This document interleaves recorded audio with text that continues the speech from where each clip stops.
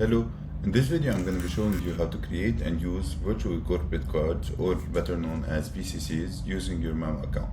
First, what are VCCs? VCCs are single-use cards that you can create on the go with a predefined amount set within them that you can send to anyone to use.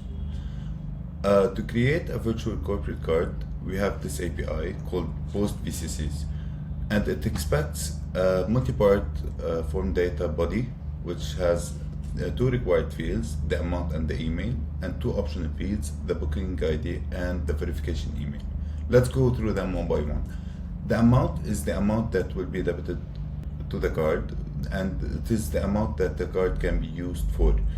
So if you, for example, have 50 dirham cards, you cannot exceed that limit or use more than 50 dirhams. The email is the cardholder's email address. It's usually one of your operators who has been already KYC'd and he's verified to issue VCCs.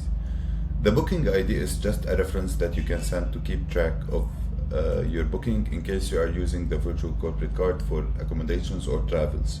And the verification email is the email of the user that will eventually open the VCC URL, and they will be prompted to enter an OTP which will be sent to that verification email.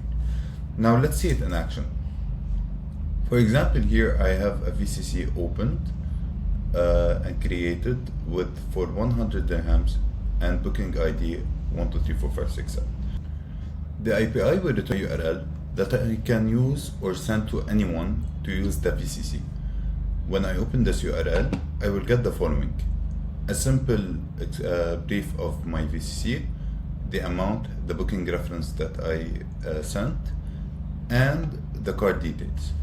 I can decide to show the card details, to see the complete card number, the expiry date, and the CVV. So now I can run the card through any POS system or any online platform and charge it.